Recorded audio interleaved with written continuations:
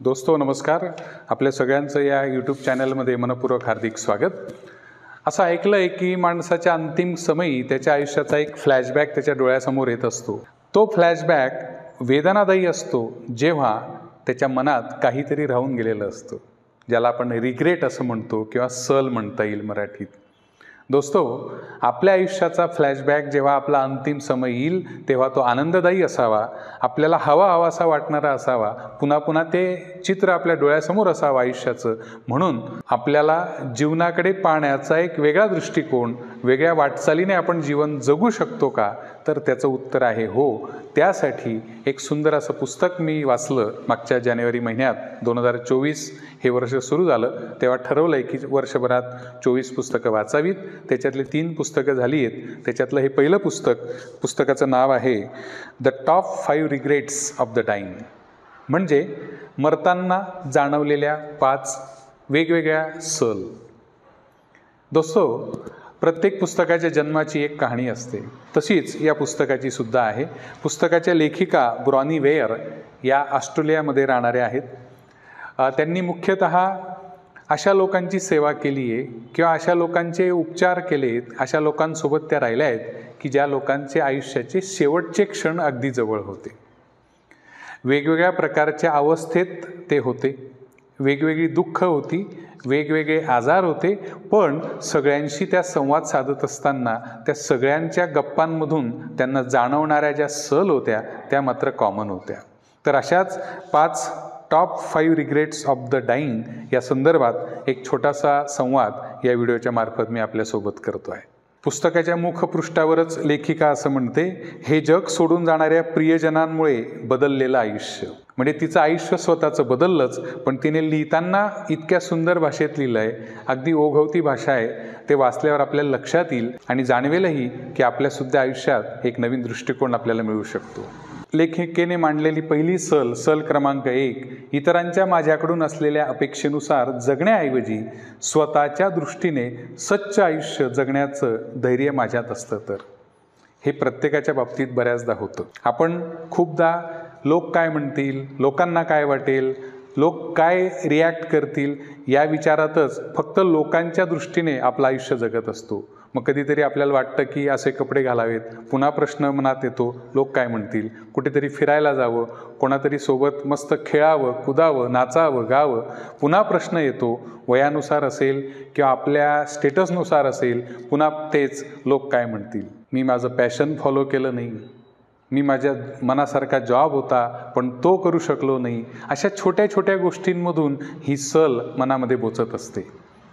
आपण ज्या वेळेस लोकांचा विचार करून आपलं आयुष्य जगत असतो तेव्हा आपल्या अंतिम समयी ज्यांचा विचार करून आपण आयुष्य जगलो ते मात्र आपल्यासोबत त्यावेळेस कधीच नसतात. ही एक मोठी सल प्रत्येकाला जाणवलेली आहे, ते याच्यात दिलं आहे. सल क्रमांक 2 ही मुख्यतः पुरुषांना जाणवलेली आहे. मी इतके अतोनात कष्ट केले नसते तर. खूपदा असं होतं की आपण आपल्या कुटुंबासाठी असेल किंवा स्वतःसाठी असेल खूप सारे कष्ट करत असतो, पण बऱ्याचदा जाणवतं, म्हणजे विशेषतः आयुष्याच्या शेवटच्या क्षणी इतकं केलं नसतं तरी चाललं असतं. ते कष्ट करण्यात मी माझ्या मुलांना मोठे होताना विशेष पाहू शकलो नाही, कुठे फिरायला जायचं असेल जाऊ शकलो नाही, काही खायचं प्यायचं असेल ते करू शकलो नाही, वेळ देऊ शकलो नाही, स्वतःलाच. ही सगळ्यात मोठी सल. मी अतोनात कष्ट केले नसते तर चाललं असतं. आपल्याला प्रश्न पडेल, कष्ट तर आयुष्यात करावेच लागतात, आयुष्य हे कष्टाचं असावंच, त्याबद्दल लेखिकेचं दुमत नाही आहे. पण त्यासाठी सुद्धा विचारपूर्वक जर आपण नियोजनात्मक काम केलं तर नक्कीच या सगळ्या सल ज्या निर्माण होत आहेत त्या लोकांना ते आपल्याला नक्कीच निर्माण होणार नाहीत.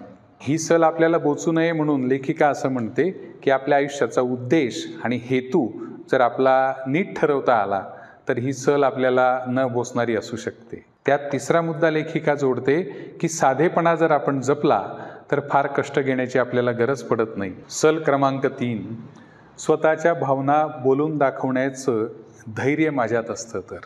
या भावना म्हणजे फक्त रोमॅन्टिक भावना असा अर्थ नाही आहे. खूप छोट्या छोट्या गोष्टी आपण आयुष्यावर बोलूनच दाखवत नाही. आपण आईला कधी सांगत नाही माझं तुझ्यावर खूप प्रेम आहे, तू मला खूप आवडतेस, सांगायचं राहून जातं. मित्राला कधी आपण बोलत नाही, तू मला खूप आवडतोस, तुझ्यासोबतची संगत मला फार आवडते. आपण फक्त जगत राहतो, आयुष्य ढकलत राहतो.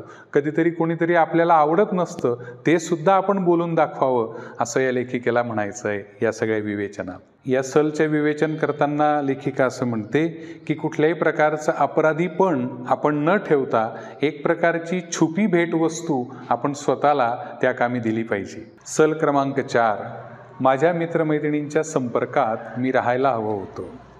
मित्रांनो, मित्र म्हटल्यानंतर आपल्या डोळ्यासमोर लागलीच एक मोठी यादी येत असते. वयानुसार, आपल्या कामाच्या गरजेनुसार, शालेय जीवनापासून पुढची वाटचाल करत असताना वेगवेगळ्या टप्प्यावर वेगवेगळे मित्र आपल्याला भेटतात. बऱ्याचदा असं होतं की आपल्याला वाटतं त्यांना भेटावं, जावं, बोलावं, पण आपण आपल्याच गर्दीत राहिलेलो असतो, त्यामुळे आपला संपर्क कधी होत नाही. लेखिका आवर्जून सांगते की आपल्या त्या सगळ्या मित्रांसोबत आपण नेहमीचा संपर्क ठेवावा, बोलावं, मेसेज करावा, व्हिडिओ कॉल करावा. थोडंसं संपर्कात राहून एक प्रकारची एनर्जी म्हणजे बूस्टर डोससारखं त्या मित्रांकडून आपल्याला मिळत असतं. म्हणून ही सल आपल्याला बोचू नये असं जर आपल्याला वाटत असेल आयुष्याच्या शेवटच्या क्षणी, तर आपण आतापर्यंत एक यादी करून कोणकोणते मित्र माझ्या आयुष्यात आलेले आहेत त्यांची एक यादी करून कधीतरी जमेल तसं, त्यांना जमेल तसं, आपल्याला जमेल तसं संपर्कात राहून त्यांच्याशी कनेक्टिव्हिटी ठेवली पाहिजे. आणि शेवटचं सल क्रमांक 5, मी स्वतःला अधिक आनंदी असू द्यायला हवं होतं.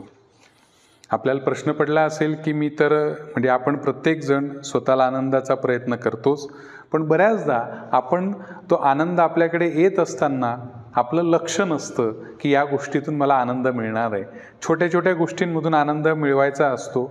आपण बऱ्याचदा आपली यादी जी आहे वेटिंग लिस्टसारखं करून ठेवतो की या गोष्टी पूर्ण झाल्यानंतर मग मला आनंद होईल. त्या स्टेप्स फक्त आपण आखत जातो, म्हणजे अंतिम काय याच्याकडे आपलं लक्ष असतं, पण वाटचालीचे टप्पे मात्र दुर्लक्षित होतात.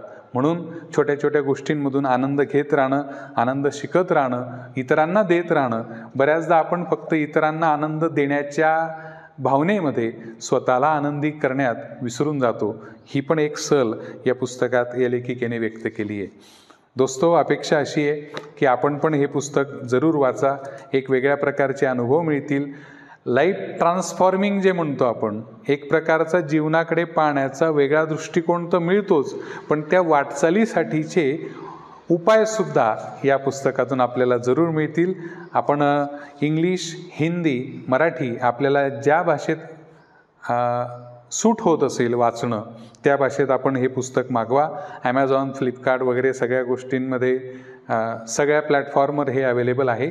तर हे असं एक पुस्तक खूप सुंदर, the top 5 regrets of the dying. अपेक्षा आहे की हे वाचल्यानंतर आपल्या आयुष्याचा एक वेगळा वाटचालीचा भाग सुरू होईल आणि जे या लोकांना सल बोचत राहिल्या त्या आपल्याला बोचणार नाहीत. All the best.